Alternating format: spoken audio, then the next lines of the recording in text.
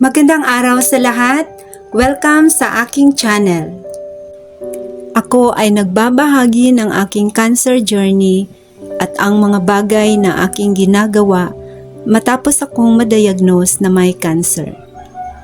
Umaasa ako na ang video na ito ay makapagbibigay ng inspirasyon at pag-asa sa inyo.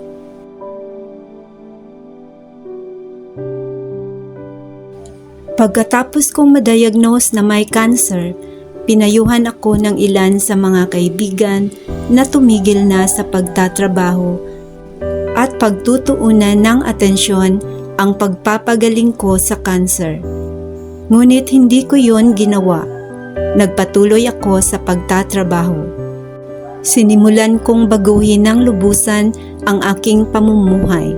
Sinunod ko ang New Start Principle. Nutrition, exercise, water, sunlight, temperance, air, rest, and trust in God. Iniiwasan ko na ang mga pagkaing maaaring makasama sa aking kalusugan at magdulot ng cancer. Sinusunod ko ang vegan diet at ako na rin ang nagluluto ng aking pagkain sa halip na bumili. Nagsimula akong magbasa ng mga aklat tungkol sa kalusugan at unti-unti kong nakita ang pagbabago sa aking pananaw sa buhay. Naging mas mapagpasalamat ako sa Diyos sa mga biyayang mayroon ako. Mas na-appreciate ko ang mga munting bagay na hindi ko napapansin noon. Araw-araw din akong nagpapaaraw sa umaga at nag-iihersisyo. Natutulog ako ng maaga sa gabi. Sinisikap kong manatiling positibo at pangalagaan ang aking kapayapaan ng isip. Humingi rin ako ng kapatawaran sa mga taong maaaring nasaktan ko.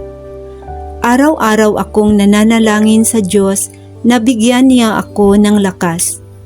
Naging aktibo ako sa mga gawain sa simbahan. Nagtuturo ako ng mga kwento sa Biblia sa mga bata sa simbahan at sa aming komunidad. Nagbigay ako ng mga health lecture sa simbahan at bumisita sa mga nakilalang cancer patients. Mas nabibigyan ko ng oras ang aking pamilya, hindi lang ang trabaho. Noon ko rin napahahalagahan ang bawat segundo na buhay ako. Bawat umaga na ako ay nagigising ay biyaya ng Diyos. Ang pagtanggap ay susi. Sa pagtanggap ng aking sitwasyon, natutunan kong maging matatag at magpatuloy sa buhay. Matapos ang aking cancer diagnosis, natutunan kong pahalagahan ang sarili, pamilya at bawat sandali. Bagamat may hamon, may pag-asa sa bawat araw. Sana ang aking kwento ay magbibigay inspirasyon sa iba. Maraming salamat sa panonood. Please like, share, and subscribe sa aking channel.